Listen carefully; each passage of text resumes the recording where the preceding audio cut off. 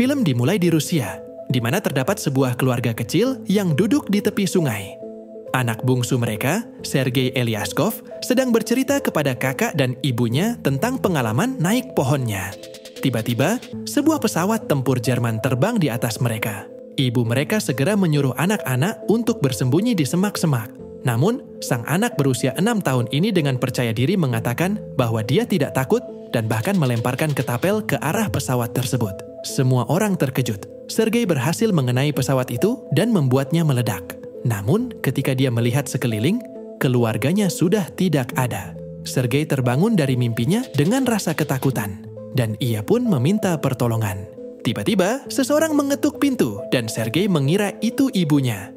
Dengan cepat, dia berlari menuju pintu, tetapi yang datang bukan ibunya melainkan tetangganya, seorang wanita yang terlihat sangat khawatir. Wanita itu merasa bersyukur kepada Tuhan karena ia masih hidup dan memberitahu Sergei bahwa ibu dan saudara laki-lakinya sudah pergi. Si anak kecil bingung tentang apa yang dia bicarakan dan ingin menunggu ibunya saja di rumah. Wanita itu menjelaskan padanya bahwa Jerman telah menyerang dan dia harus segera pergi. Saat beberapa tentara mendekati rumah mereka, wanita itu menyuruh Sergei melarikan diri melalui jendela. Tetapi sayangnya sebelum dia bisa melarikan diri, wanita itu sudah terkena tembakan.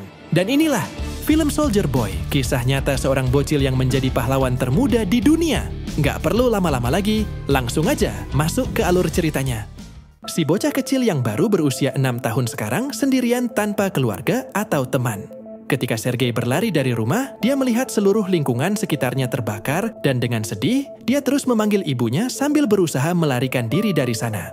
Setelah berlari cukup jauh, dia akhirnya tersesat di tengah hutan. Sergei mulai berteriak memanggil ibunya untuk menjemputnya karena dia tak tahu arah pulang dan akhirnya dia terpaksa bermalam sendirian di hutan.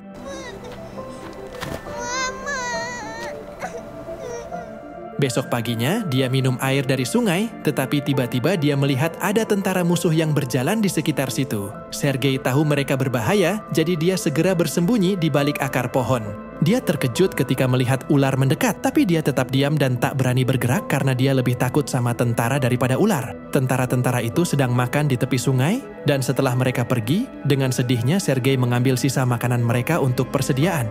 Namun, pada sore harinya bocah ini sudah sangat lelah karena sudah 2 hari tanpa makanan yang cukup dan berjalan tanpa arah tujuan. Saat dia jatuh, dia melihat buah beri liar dan langsung melahapnya. Tiba-tiba, ada ledakan di belakangnya yang membuatnya terkejut. Bocah itu merasa pusing dan mulai mengalami halusinasi, merasa ada seseorang yang mendekatinya dari belakang. Meskipun dalam keadaan seperti itu, dia berdiri dengan gagah berani dan memberitahu musuh bahwa dia memiliki senapan dan tidak takut. Dia melanjutkan berjalan tetapi akhirnya jatuh pingsan. Ketika dia tertidur, 2 tentara mendekatinya. Adegan berpindah ke pangkalan militer Rusia, di mana Komandan Kuznetsov sedang menunggu kedatangan tentara patroli. Mereka datang dengan seorang anak kecil yang terluka dan lemah. Saat bocil itu sedikit siuman, tentara menjelaskan bahwa mereka berada di pihak anak kecil itu. Mendengar itu, Sergei bangun dan memperkenalkan dirinya. Para prajurit tertawa ketika bocah itu menjabat tangan dan komandan juga memperkenalkan dirinya. Para prajurit merasa simpati padanya dan memberikannya minuman dan makanan. Bahkan komandan yang biasanya bersikap dingin pun ikut menjaga bocah itu. Seorang perawat bernama Katya mengobati luka Sergei sambil memujinya karena dia adalah anak yang baik dan berani. Namun, karena dia adalah seorang anak, dia meminta agar perutnya digambar tank karena dia bermimpi menjadi seorang tentara. Tentara yang terluka di sebelahnya tersenyum dan mengatakan bahwa Sergei sangat lucu dan menghibur. Sergei mengungkapkan kekagumannya terhadap senjata komandan dan pasukannya. Komandan itu dengan sabar menjawab semua pertanyaan dari anak kecil tersebut dan bahkan membiarkannya bermain dengan pistolnya setelah seluruh pelurunya dikosongkan. Sergei bangga dan menunjukkan gambar tank yang ada di perutnya, merasa seperti seorang prajurit handal. Waktu terus berlalu, dan bocah ini sembuh dengan sangat cepat. Perawat Katya meminta komandan untuk membiarkan Sergei tinggal bersama di batalion. Tetapi komandan menolak dengan alasan bahwa itu tidak akan aman, dan dia lebih suka mengirim Sergei ke panti asuhan. Para prajurit meluangkan waktu luang mereka bersama Sergei dan berkunjung kepadanya sepanjang hari. Mereka bahkan rela membawakan barang-barang yang dikirim oleh keluarga mereka dari jauh. Beberapa hari kemudian, seorang prajurit mendatangi komandan dan mengusulkan agar mereka membiarkan bocah itu tinggal di batalion. Para tentara telah menjadi sangat dekat dengan Sergei dan menganggapnya sebagai anak mereka sendiri. Kehadirannya juga menghilangkan sebagian dari beban yang mereka rasakan selama perang. Namun komandan tetap bersikeras untuk mengirim anak itu ke panti asuhan demi keselamatan anak tersebut. Keesokan harinya musuh menyerang dan banyak tentara terluka. Setelah itu sebuah kendaraan datang menjemput Sergei untuk membawanya ke panti asuhan. Komandan memberinya sebuah pistol kayu sebagai hadiah. Sergei merasa disayang dan diperhatikan oleh mereka hingga ia takut akan kehilangan komandan. Komandan akhirnya luluh dalam pelukan Sergei karena kasih sayang yang mendalam. Akhirnya komandan berubah pikiran dan meminta Sergei untuk tinggal bersama para prajurit sebagai putranya. Malam itu, para prajurit mencari pakaian prajurit berukuran kecil untuk Sergei dan dengan senang hati menyambut kehadirannya. Komandan membangunkan Sergei dan memberinya pakaian tentara, sehingga ia tampak seperti prajurit sungguhan. Sergei sangat bersemangat dan berlarian keluar, sementara para prajurit yang lain mulai memanggilnya dengan sebutan tentara kecil mereka. Saat Sergei berlarian di sekitar batalion, tiba-tiba Jerman melancarkan serangan udara dan para prajurit membawa Sergei ke tempat yang aman sementara mereka melawan serangan tersebut. Melihat banyak tentara yang terluka, Sergei merasa tidak berguna, jadi dia membawakan air untuk para prajurit yang kehausan. Salah satu prajurit yang matanya terluka meminta bocil itu untuk membaca surat yang dikirim oleh keluarganya. Sergei mulai mengambil surat tersebut, tetapi sayangnya dia tidak bisa membacanya. Jadi dia mengarang cerita seolah-olah itu isi suratnya. Bocah itu menggambarkan isi suratnya sebagai berita bahwa sapi milik tentara tersebut di rumah telah aman, yang dijawabnya dengan mengatakan bahwa dia tidak memiliki sapi, dan hal ini membuat semua orang tertawa.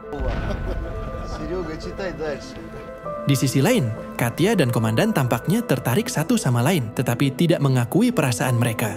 Kemudian, Sergei memberitahu komandan bahwa ia ingin memiliki posisi di batalion dan mulai memperkenalkan dirinya sebagai salah satu prajurit. Namun, Sergei kemudian melihat salah satu pangkalan prajurit yang hancur akibat serangan itu, dan komandan mengajarinya untuk melepas topinya sebagai tanda penghormatan kepada prajurit yang tewas.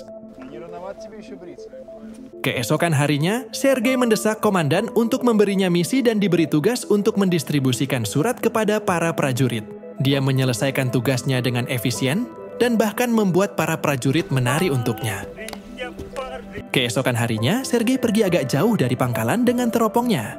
Saat dia bermain dengan teropong, dia melihat kaki seseorang bergerak dari dalam tumpukan jerami. Dia segera bergegas kembali ke batalion dan memberitahu para prajurit tentang temuannya. Para prajurit awalnya skeptis, tapi karena Sergei terus berbicara, akhirnya mereka memeriksa tumpukan jerami tersebut. Dan ternyata benar, ketika mereka sampai di dekat tumpukan jerami, mereka menemukan dua mata-mata Jerman yang bersembunyi di bawahnya. Mata-mata itu ditangkap, dan Sergei mulai dipuji karena kecerdasannya.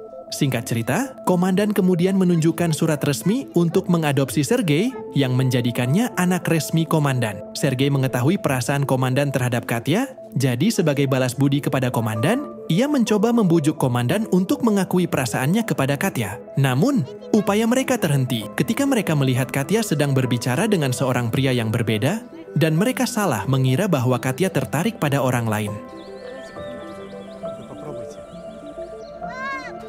Pangkalan mereka diserang lagi oleh pasukan Jerman. Kali ini, Sergei membantu para prajurit dengan memasok amunisi kepada tentara yang berada di garis depan. Namun, tentara di sana memerintahkan dia untuk kembali ke gudang karena terlalu berbahaya di luar. Ketika Sergei tiba di gudang, dia melihat komandan dan yang lainnya sedang panik karena sambungan telepon dengan kolonel terputus. Seorang tentara dikirim untuk memperbaiki kabel yang rusak dan Sergei mengikutinya. Karena tentara itu terluka parah, Sergei mendekatinya dan bertanya bagaimana cara memperbaiki kabel karena ia ingin membantunya. Akhirnya, Sergei berhasil memperbaiki sambungan kabel yang terputus sehingga koneksi kembali tersambung ke semua pasukan. Lagi-lagi, bocah berusia 6 tahun ini menyelamatkan nyawa semua orang. Singkat cerita, komandan dan Katya ditemukan berbicara di tepi sungai, di mana akhirnya komandan mengakui perasaannya kepada Katya dan memintanya untuk menjadi ibu Sergei. Katya sangat bahagia. Tetapi sebelum dia bisa menjawab apakah menerima atau menolak, tiba-tiba seorang tentara datang dan memberitahu komandan bahwa tentara sudah siap untuk pindah ke pangkalan baru. Keesokan harinya, semua tentara berangkat ke pangkalan baru bersama dengan Sergei. Namun, dalam perjalanan mereka menemukan ladang ranjau yang meledakkan beberapa kendaraan mereka dan melukai komandan. Teman dekat Sergei juga tewas akibat ledakan tersebut. Sergei menangis dan memeluk komandan. Mereka membawa komandan yang terluka dan melanjutkan perjalanan ke markas baru mereka.